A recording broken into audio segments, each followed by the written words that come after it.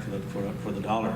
So we can approve it tonight so that we don't have to hold a meeting right before the registration time, and then we hold them back registration from being held. So I think we can entrust our superintendent and Ms. Tudor to take care of that for us. No, just a moment. I think we want to make sure that it comes before the committee before the insurance committee meeting, and then from there we'll move forward, sir. So we're going to go ahead and go with that option, and then Mr. Abuni's made a motion.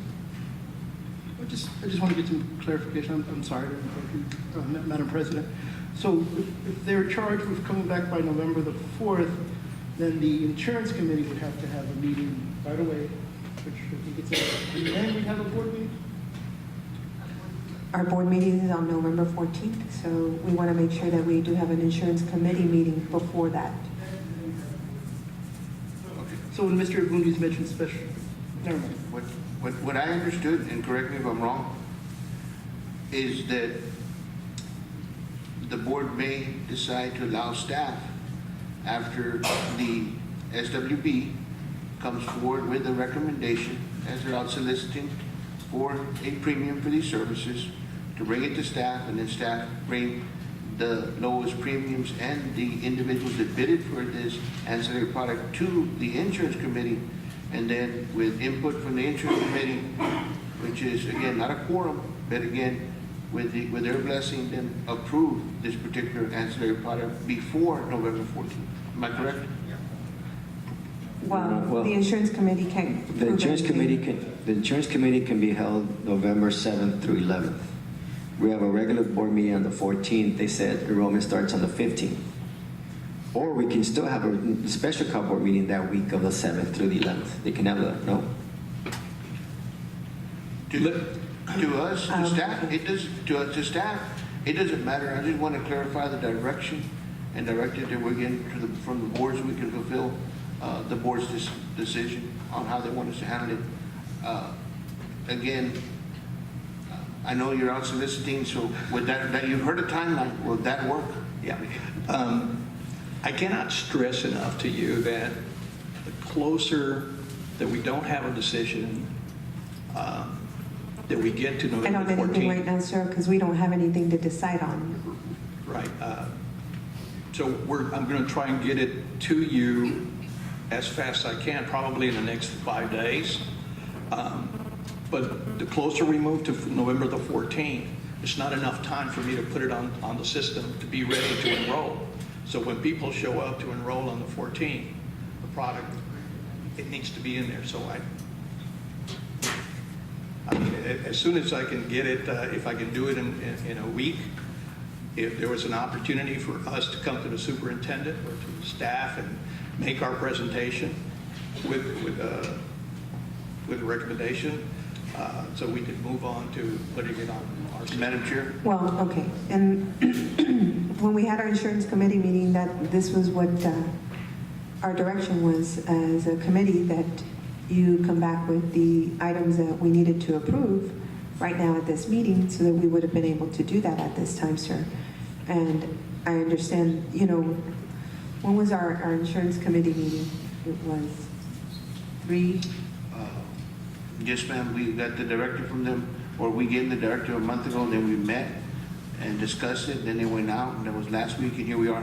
Madam Chair, what I wanted to share again is that as a superintendent, I would prefer to have a special call board meeting, and I believe we can get a quorum at a special call board meeting as soon as they get the best rates for us here in the next, like Mr. Guevara said, in the next 5 days.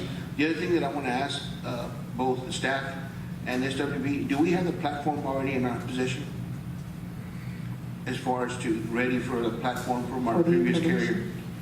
We have the information. It is available and ready to go. The platform is in the process of being built. Okay. There's other considerations that we need to look at as well, and that's getting the information out to employees with ample time for them to attend enrollment. So when we look at that, we're looking at not only building a website, but also printing benefit booklets and things like that. So then, with that said, 5 days, I could have a special call board meeting as late as next Thursday, and you would take care of it, which again, that would be still in no time.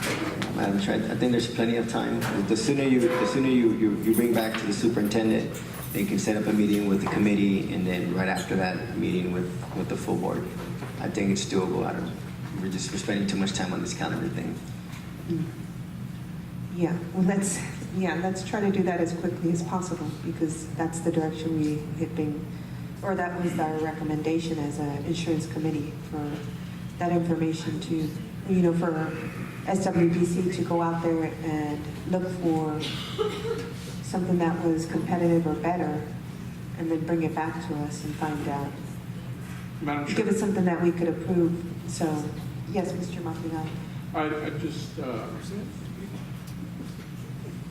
pretty much, even if you guys bring it to us, to the committee, all we're gonna do is hear the presentation, because that's gonna be the best you can bring us. So I don't see a problem with going with Mr. Orestes' recommendation. That way it saves us time, it saves us money, and we're able to get everything going as soon as possible. I'm just running things through my head. If we have another board meeting, it's gonna cost money, it's gonna cost time. And if you think about it, we give the directive to Ms. Tudyk and Mr. Madrigal. Pretty much whatever you present us is gonna be what we're gonna have to be satisfied with, unless you come up with some sort of miracle. Then, they can still take care of that situation within itself. So if Mr. Oresti would make a motion to it, I would second that motion, sir. And I'd like to make an amended motion that we allow our representatives to bring the vendor back to Ms. Tudyk and to our superintendent, and let them carry the ball from there and make the decision, as we have practiced in the past. I will second that. I'm going to ask our attorney if that's, Have y'all done it in the past? Has that been a practice before? Yeah, we can approve to allow Ms. Tudyk and our superintendent, along with Guajardo, to make the decision on which vendor we're going to use. okay, well, that I'm aware of in the past, sir. Usually we've had something to approve, that's why. So I just Yeah. think that we need to have something to approve before we can move forward. Madam Chair. That's the approval that I just Madam made. Chair. Yeah, there's just too many I like the notion, but there's just too many variables as far as I go. There's way too many variables to approve that type of motion. I'll be more than willing to come back for a special board meeting, and once it's gone through the committees and presented to us, I feel more, that's just me personally, so I'm not going to support that. I'm going to go back to the original motion, just my opinion. I agree, okay. Oh, well, this time we have a motion, or an amended motion by Mr. Can Oresti. we finish hearing the legal part of it, please? Sure. Just to make sure that we're not doing something. If you've done this, if that practice has been used in the past, I don't think there's a legal impediment to doing it. I think that the conservative advice would be for the board to have some presentation to it, to have the information to vote upon. But if you've delegated this authority before in the past, that practice can be continued now. It's up to the board. Well, that I'm aware of, in the past, when we have delegated this, it's because we've had something to approve, like I stated. And so, until we have something we can approve, I think I'm going to wait for that to happen. Me personally, thank you. But we do have a motion on the floor by Mr. Oresti and a second by Mr. Mancha, so I'm going to call for the vote. All those in favor? All those against? Motion passes.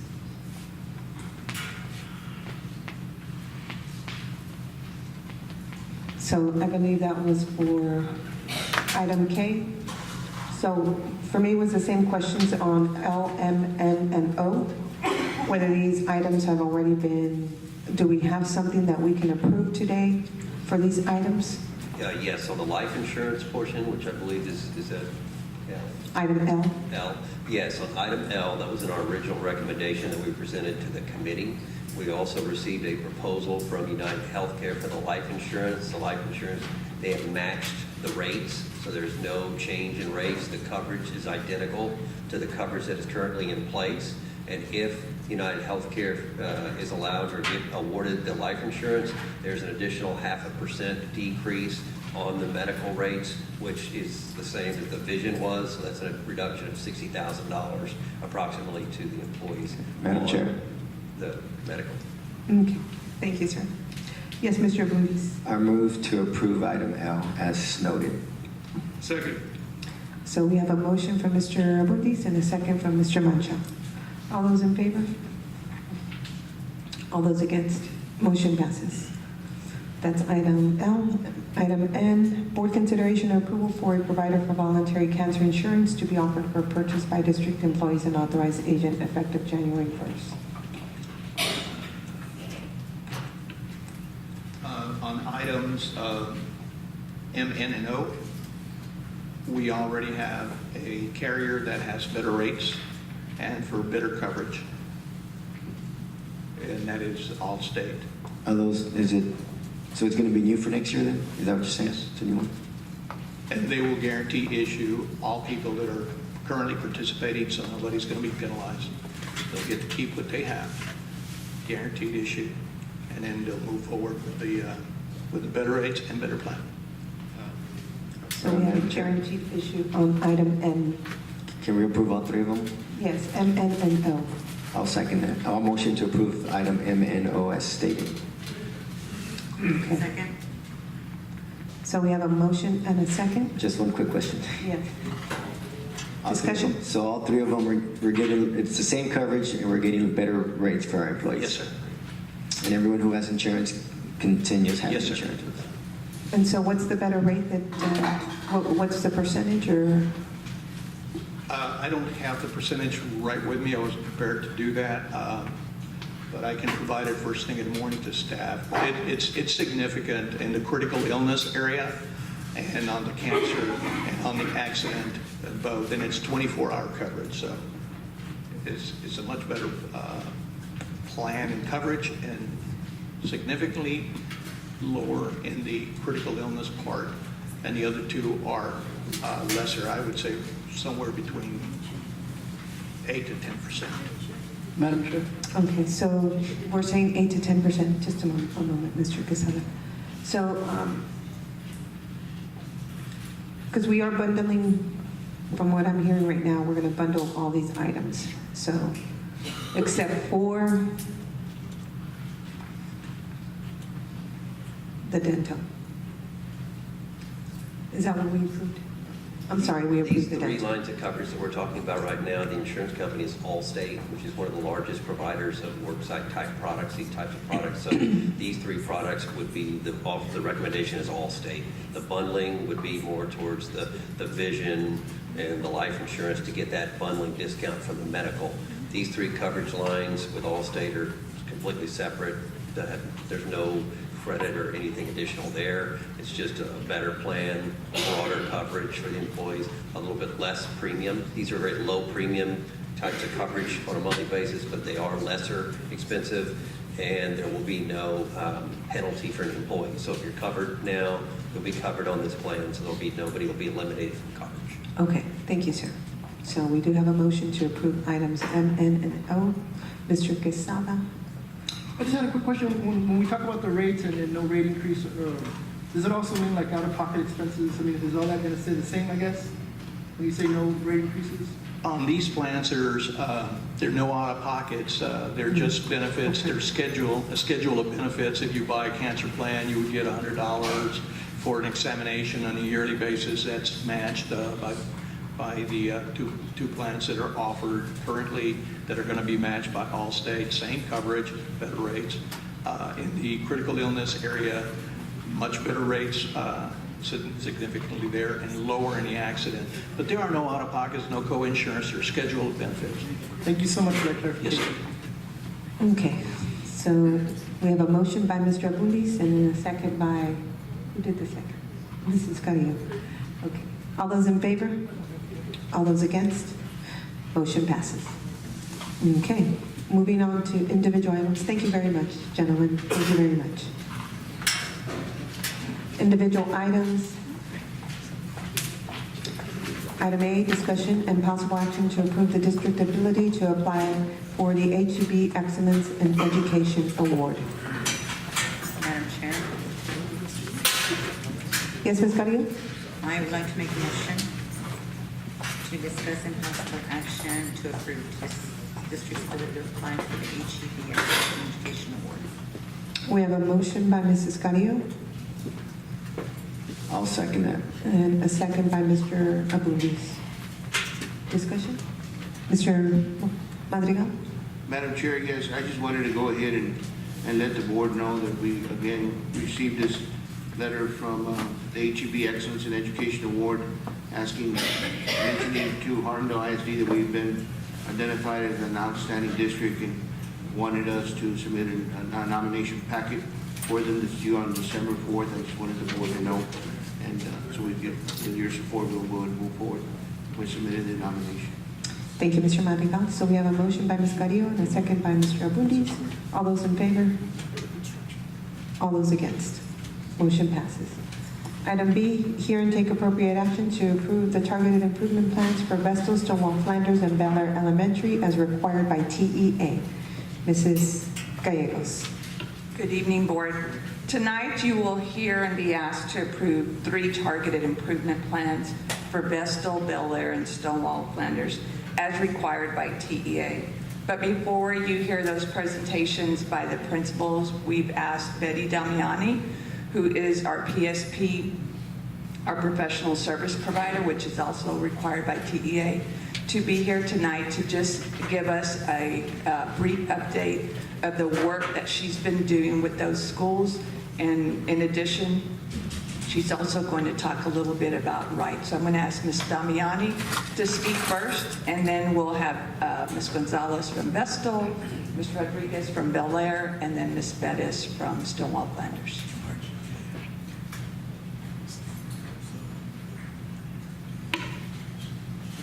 Good evening, board members, Superintendent Madrigal.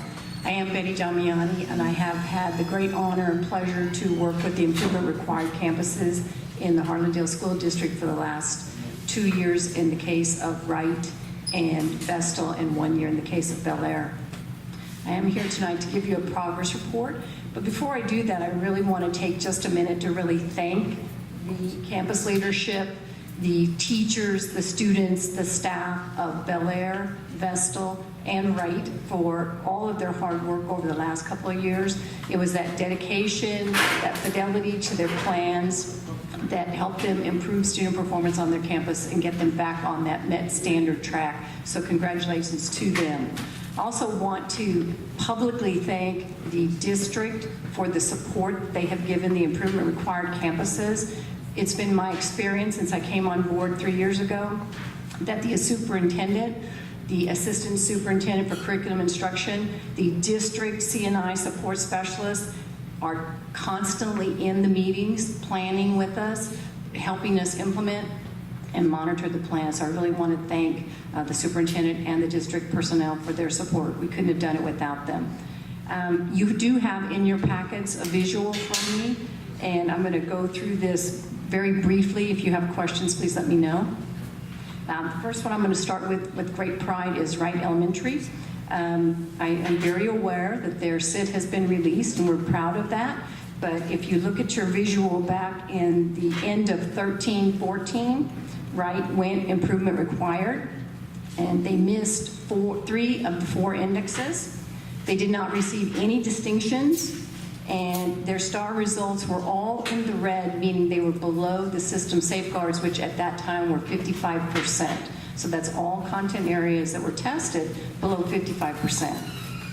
At the beginning of the 14-15 school year, the PSP and the DCSI were assigned to support Wright Elementary, and we worked with the district to develop a very comprehensive strategic plan. And at the end of 2015, Wright met standard, turned around immediately the first year, met 3 indexes out of 4, and earned a distinction in science. If you look at their star results are all at the system safeguards with the exception of writing. So when we began the 15-16 school year, writing was definitely a target for us. We revised our improvement plan, included writing, and at the end of last year, we hit all 4 indexes green. We got 6 distinctions, which are all the distinctions that you can get, and we brought all content areas up almost to 70%. Our reading was still at 69. So congratulations again to Wright Elementary.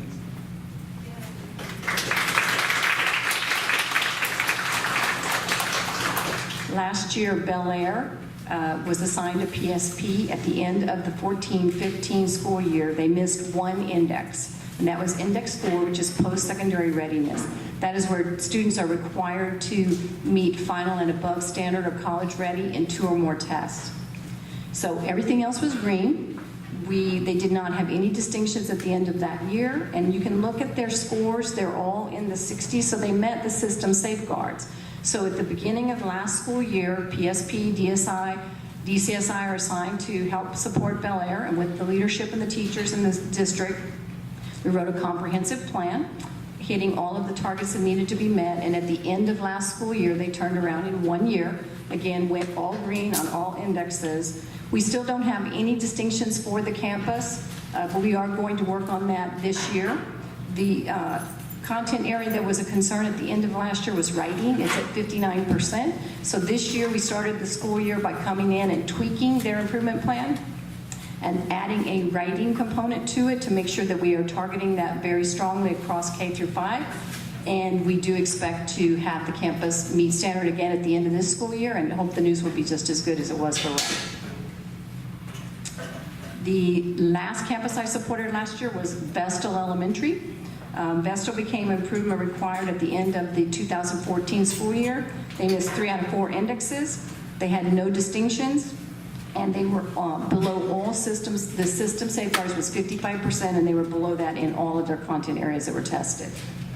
In 2014-15, PSP, DCSI are assigned to the campus. We write a comprehensive strategic plan, and we were able to bring the campus up in 2 indexes out of the 4, but we were still below the system safeguards in math, writing, and science at the end of the school year, so the campus continued to be improvement required. Last year, in the 15-16 school year, we were required as a Year 2 campus to write a turnaround plan. We did get board approval on that plan, but at the end of the school year, the news was very good. The campus met all 4 indexes. We got a distinction in student progress, and we brought all content areas up to the system safeguards of 60% with the exception of reading. So this year, we've already come back in. We've looked at the turnaround plan. That is coming forward to you tonight as the implementation plan for the campus, and we will be looking very carefully at all content areas, but specifically at reading in order to get that campus up in that area as well.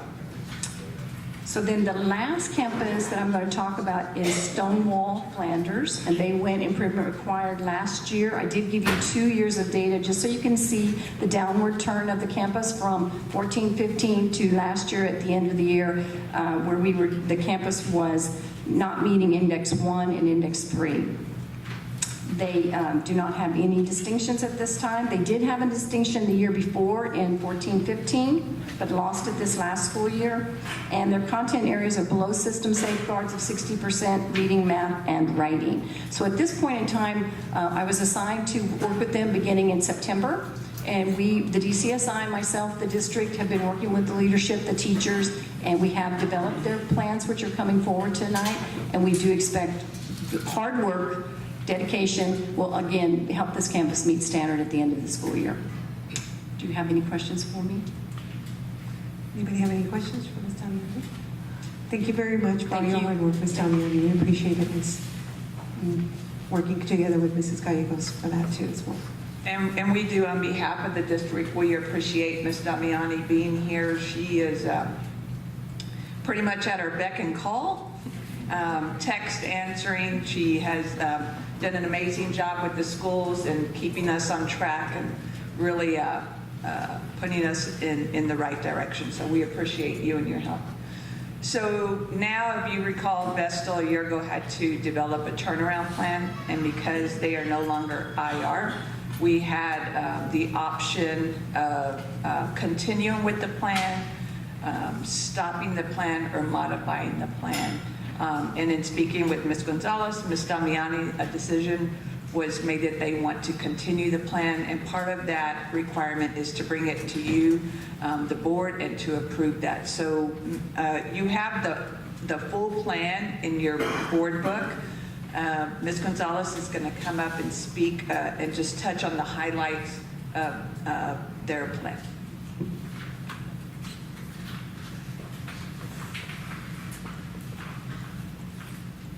Good evening.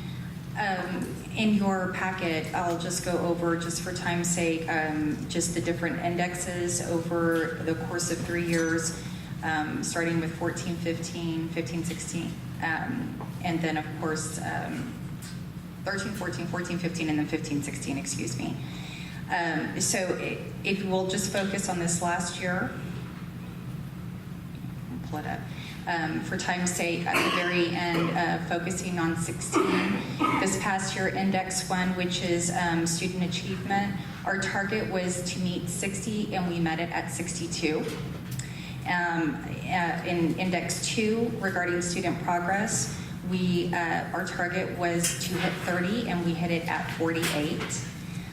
Index 3, closing performance gaps, our target was at 28, and we hit it at 36. And then finally at Index 4, we're really proud of this, big time growth in post-secondary readiness. Our target was at 12, and we hit it at 20. So that's definitely a celebration there. And in order for us to grow, what Ms. Damiani helped us with is do a reflection as to what we had done the previous year, last year, and how do we get better. So we are targeting, the problem one that we have is that we were below 70% in Index 1 in the subject area. So we're targeting that by really structuring our PLCs. Every grade level has a PLC on a weekly basis in which we discuss teaching practices, lesson planning, using the TICS resource system, which is very, very helpful, collaboration into their planning, and hopefully that will really help us focus on how to grow and meet the standards that Wright had set for us. So that is the goal, to get 6 stars next year. Competition between the sisters. Friendly competition. And then our second problem that we have is, of course, although we grew in Index 4, our goal is to double that to 40%. We feel that our students are extremely capable of reaching that goal, and we're pushing to make sure that our students reach the goal of 40%. Teachers are working very, very hard, and that's what we have planned for this year. And I also want to publicly thank Ms. Damiani. I can text her at 6 in the morning. I can text her at 8, 9, 10 o'clock at night, and I will get a response. So thank you very, very much. Keeps me focused, which is very, very important for me. So thank you all very much. Thank you, Ms. Gonzalez, and to the rest of your staff there at Besto. I have a quick comment, Ms. Moving that forward, moving the Chair. arrow Ms. forward. Gonzalez, Yes. my money is on Wright Elementary. Challenge. Oh, there's a challenge. You just Somebody's putting bets. No, thank you very much, ladies. Y'all are doing an excellent job, and keep up the hard work. Thank you so much.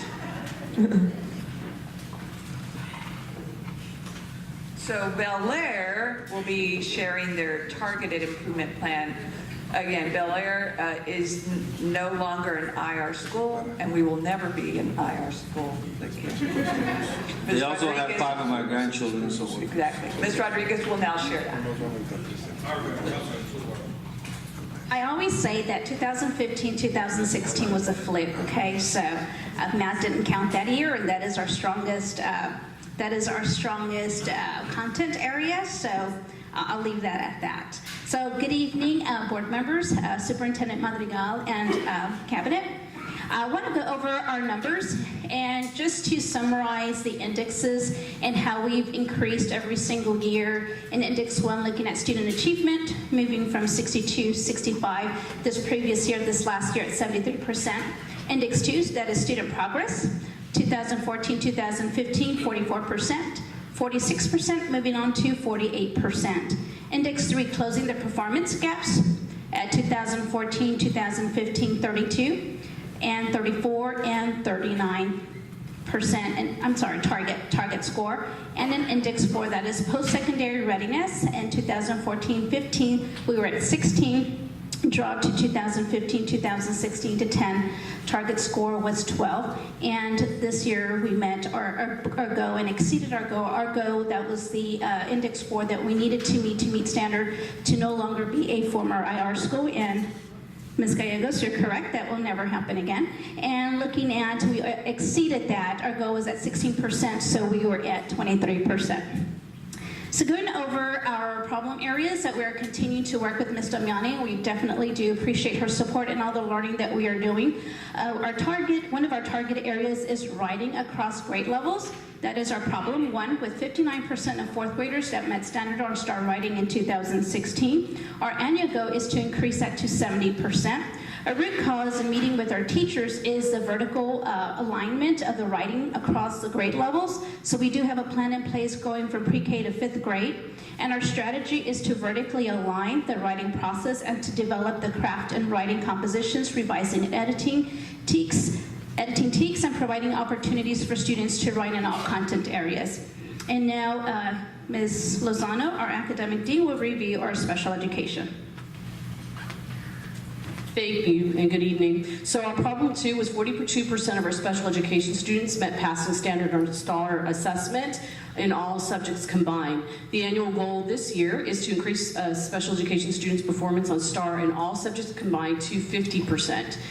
The root cause, the campus does not have a vertical writing plan, which provides opportunities to produce compositions. Actually, that's supposed to be for writing, but let's see. What's the word? The planning.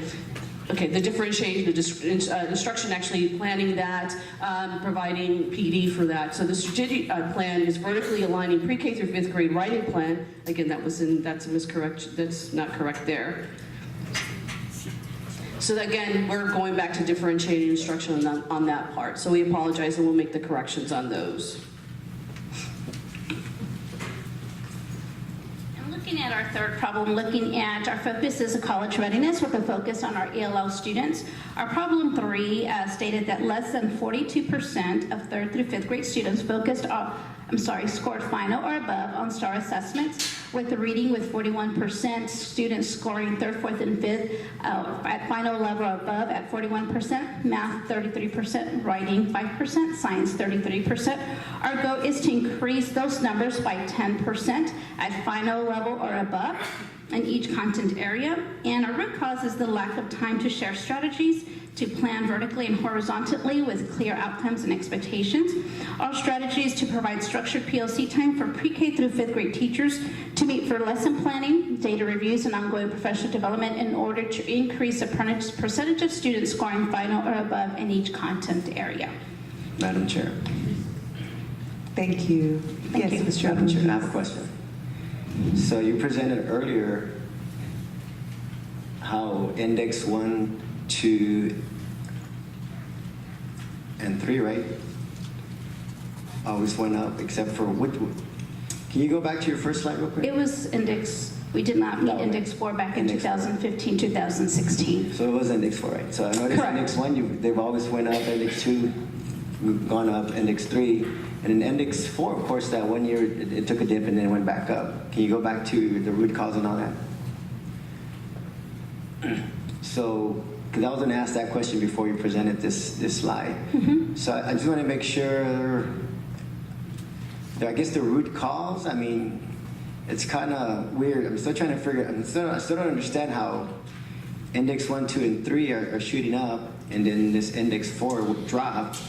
So I guess can you delve more into this root cause as far as what happened that year? What happened that year? We had new math cheeks that came into play. So we had an assessment for math. STAR did not count. So we did not receive scores until the following spring, I believe. Am I correct on that? And so that year we were 3rd grade. It was only tested for reading, so we were looking at reading scores. 4th grade, we looked at reading and writing, and you can see writing has been a problem for us. And in 5th grade, we were looking at reading and science, so they had to score at final or above on 2 tests. And so we did not have the math, that testing year did not count. That was throughout the state of Texas. And so because of that, that is one of our strengths.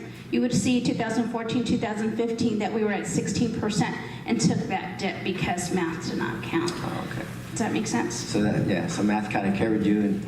It continues to carry us. So that's why your goals are kind of focused on writing and reading. Okay. Correct. Now it makes sense. Okay, All right, thanks. great, thank you. Thank you. Thank you, ladies. Thank you for all your hard work. We appreciate that. And one of the things that we also, on the curriculum committee, me, myself, Mr. Abundis and Mr. Moreno have mentioned to Mr. Madrigal is that we make sure that we're also keeping an eye, along with Mrs. Gallegos and the rest of the curriculum staff, on those other campuses that may be on the verge of becoming IR campuses, because it's extremely important that that doesn't happen. So we just want to thank you for all your hard work, and you know that you're just available when we need you to, Ms. Damiani. We appreciate that. And then our final school is Stonewall Flanders, and they went into IR this year. So they had to develop a target improvement plan. And Ms. Damiani, as indicated, is working with them. And then just in regards to our other campuses, Ms. Damiani is working with one, and today we finalized and got all signatures for 2 additional PSPs to help with those other schools that are not IR, but almost there. So Ms. Bettis will come up, and President Hurst. Thank you. Good evening. I'm Cindy Perez. I'm the principal of Stonewall Flanders, and I have Stephanie Cruz, who's our academic dean, and we're going to be presenting our targeted improvement plan. So over the past few weeks, our campus leadership team has looked at our data, and they have focused on 3 major components and have come up with those 3 problem statements for our campus. The first problem statement is writing. So 35% of our 4th grade students met standard on STAR writing in 2016. Our annual goal is to increase student performance in writing on the 2017 STAR to 65%. Our root cause was that our campus did not have a consistent writing plan across grade levels from pre-K through 5th. And our strategy is to vertically align our pre-K through 5th writing plan so that it develops our students' craft in writing compositions, revising and editing text, and provides opportunities for students to write in all content areas. Madam Chair. Yes, Mr. Abundis. So is this going to be provided in-house, or partnering up with Region 20? I'm curious what strategies or who's coming in to support this particular strategy. It's very similar to Wright's plan. Everything that they have implemented, we have looked at what has worked for them and tailored it to what's going to work for ours based on our students and our needs. Under the direction of Ms. Damiani, she is coming in and providing training. So we are just going based on what our campus needs and any training that our teachers will need based on that. Okay, thanks. So some of the highlights for Q1 under our writing. I won't read all of them, but we are looking at, like I said, training of our staff to include high-yield strategies, interactive journaling, and the writing process. We have very specific expectations for what our classrooms should look like. So it should include posting of our workshop frameworks, ensure appropriate use of the writing centers and interactive word walls. Again, just like all the other campuses, we do have PLCs where teachers meet every week. And that gives them that time to be sharing information, to look at data, to look at lesson planning and upcoming performance assessments. And then, of course, training our teachers on the writing portfolios. And kinder through 3rd and 5th grade students will produce compositions to show evidence of the writing process. For our Q2 highlights, we're looking at training all our staff so that they can help with the holistic scoring of our 4th grade compositions. We'll be implementing morning messages throughout our campus, and then we'll be holding writing conferences with our teachers to review the writing samples of our students. For Q3, we're looking at tracking student progress using their data binders. We'll also be holding a STAR parent night, and so this will be where the parents can get an overview of the STAR assessment as well as review their individual student district benchmark results. For quarter 4, we will be administering the end-of-year district writing assessment for 1st through 3rd and 5th grade. We'll hold an Author's Day on campus, and then at the end of the year, we'll also survey our teachers to determine what professional development needs for the upcoming year. So our second problem statement is 49% of our students, or third through fifth grade students, did not meet standard on 2016 STAR Math. So our goal is that 65% of third through fifth graders will meet the passing standard on STAR Math. The root cause there was that our kinder through fifth grade teachers were not consistently planning and delivering lessons that were aligned to the text to include concrete, pictorial, and abstract. Our strategy is for kinder through fifth teachers to participate in PLCs designed to provide ongoing math training and support with lesson planning and, of course, our daily lessons. Madam Chair, Yes, Mr. Rodriguez. because I think this is your first year at the campus, right? This is my second year as a principal. As a principal. So let me ask you, I know it's going to be a tough question, but I know last year we were still in the reasoning minds for math. Mm-hmm. So were you starting to transition away from reasoning mind? Because according to TNI, reasoning mind was aligned. So we're kind of concerned that stating that our math curriculum wasn't aligned to the TEKS. The teachers were still, they had the choice of whether they wanted to follow reasoning minds, and the majority, actually all of our teachers did continue with reasoning minds. So it wasn't just reasoning minds, it was also the 90 minutes of instruction 60 minutes of instruction that were on other days. So it wasn't just reasoning minds. Okay. Okay, so some of the highlights, again, provide training on high yield strategies and the math journals and our frameworks. The same expectations, very similar to writing, which are posting the frameworks and ensure the proper use of the math area, math stations, and interactive word walls. PLCs, again, to be used for lesson planning, data analysis, and text unwrapping. And then we'll be charting student progress of BOY results, which is beginning of the year results from M-Class and Think Through Math in our PLC room. With quarter 2, we'll be providing in-depth training on our math framework, coordinating with district specialists for look-aheads in math, and using our middle of the year data to monitor student progress and determine our RTI groupings. And then for quarter 3, we're going to administer the district benchmarks and use that data to identify TEKS for targeted review and group our students for RTI. Admin and teachers will also conduct student conferences to review their scores and set goals. And then, as stated in the writing, we'll be having that STAR night, parent night, where they will be able to have an overview of the assessment and review their student benchmarks results. For quarter 4, we'll be administering the end-of-year district math assessment to measure the student progress.